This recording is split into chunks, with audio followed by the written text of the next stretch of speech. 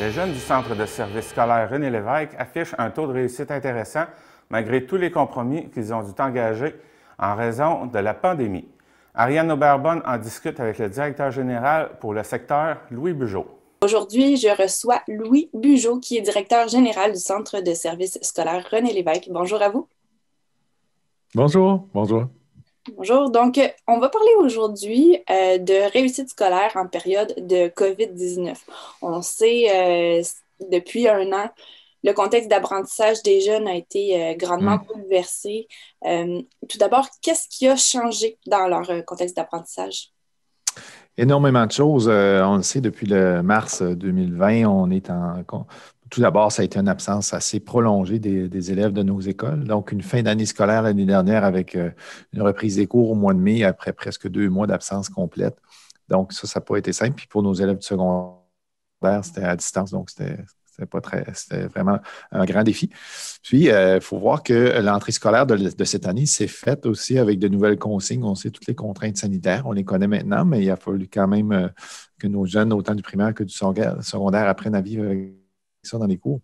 Puis, je vous dirais que le plus grand facteur, c'est vraiment l'instabilité, c'est-à-dire que des périodes d'absence, lorsqu'il y a des cas dans certaines écoles, on doit isoler des classes, confiner des classes ou confiner des élèves. Donc, c'est vraiment, je dirais, le fait que si on avait à cibler des éléments vraiment importants de changement, une instabilité au niveau de la façon de recevoir les cours, des fois en présence, d'autres fois à distance, le fait qu'on a beaucoup d'absentéisme dans nos classes qui de façon variable en fonction des périodes, des différentes vagues de pandémie. Et donc, c'est beaucoup d'adaptation pour nos jeunes puis nos équipes écoles, bien sûr.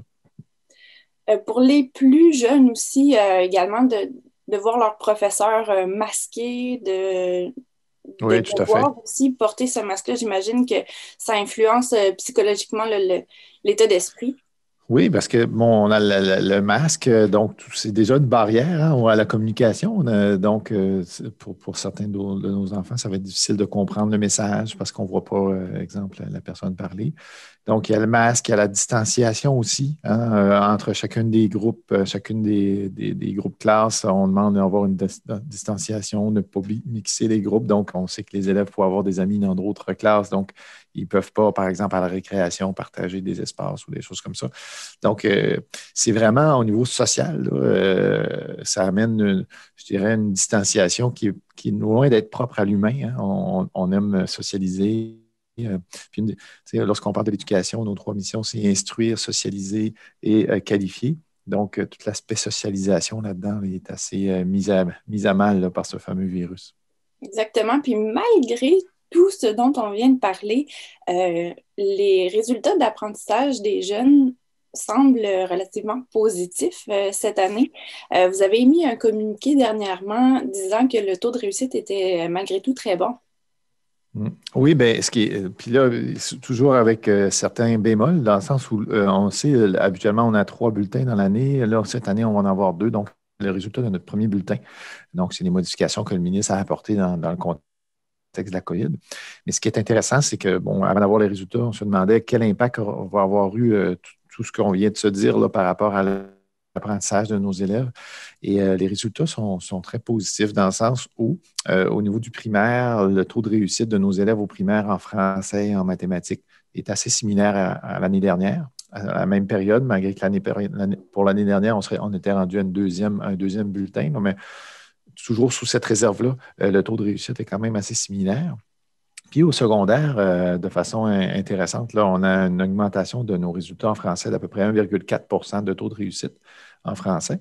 Puis en mathématiques, on a une augmentation de 5,5 % de taux de réussite par rapport aux résultats de l'année dernière. La conclusion de ça, bon, premièrement, c'est intéressant. Ce que ça veut dire, c'est que nos élèves ont réussi à s'adapter, nos équipes écoles ont réussi à s'adapter pour faire en sorte qu'on a des taux de réussite qui sont quand même assez comparables ou même un petit peu supérieurs à l'année dernière. Et la façon dont on doit lire, selon moi, ces résultats-là, c'est clair que cette année, on demande à nos enseignants de se concentrer sur les apprentissages essentiels. On l'a dit tout à l'heure, on a eu moins de temps, on a beaucoup plus d'absentéisme. Donc, les enseignants peuvent voir qu'est-ce qui est important dans la suite du parcours de l'élève pour s'assurer que l'élève, à la fin de l'année, va pouvoir passer au niveau suivant. Et ce que ça nous dit, les résultats, c'est que les élèves ont su répondre de façon quasi similaires ou même un peu mieux aux attentes que les enseignants leur ont fixées cette année. Donc, c'est encourageant, tout à fait. Oui, une excellente nouvelle. Ça a été beaucoup de travail aussi pour les enseignants, les équipes écoles, j'imagine. Ah oui, beaucoup, beaucoup. Je leur lève mon chapeau. On est un centre de service avec une équipe très engagée dans la réussite de chacun de nos élèves. Et de voir des résultats comme ça, je pense que ça démontre tous les efforts qui ont pu être placés dans chacune de nos écoles et nos centres de formation générale des adultes et formation des professionnels. Et dans tout ça, la pandémie n'est toujours pas terminée. Donc, est-ce que vous avez malheureusement. un message, exactement. Donc, est-ce que vous avez un message à lancer à l'ensemble de la communauté? Bien, ce qu'on peut oui, le message qu'on aimerait lancer à l'ensemble de la communauté, les parents, les amis, oncles, tantes, les gens qui peuvent engager nos élèves là, dans des emplois de fin de semaine ou de soir. L'importance, on est dans la semaine de la persévérance, on porte fièrement le ruban ici à l'interne et nos résultats sont positifs. Le contexte actuellement n'est pas facile dans les écoles et moi, je tiens à féliciter le travail que les élèves ont réalisé depuis le début de l'année. Puis, je pense que derrière ça, il reste encore plusieurs semaines, plusieurs mois avant d'atteindre la fin de l'année scolaire. Puis, c'est important que le message qu'on envoie à nos jeunes, c'est lâchez pas, vous faites du beau travail, continuons sur cette lancée-là pour nous assurer qu'à la fin de l'année, la réussite soit au rendez-vous pour la plus grande partie de nos élèves. Puis, on le sait, des personnes clés dans la réussite, dans la motivation, dans les gens qui sont significatifs pour favoriser la persévérance de nos élèves, les parents, les amis, les gens qui sont proches, bien sûr l'équipe école. Donc, c'est ces acteurs-là qui sont très près de nos jeunes au quotidien, qui peuvent avoir un très grand rôle à jouer pour la réussite de nos élèves. Donc, on les supporte là, et on leur envoie un beau message d'encouragement cette semaine, bien sûr, mais pour le reste de l'année. Très bien. Donc, Louis Bugeaud, merci beaucoup pour cet entretien et puis bonne fin d'année scolaire. Merci à vous. Merci. 1 700 $ en prix. Tous les dimanches, 12h30, jouez à votre super télébingo.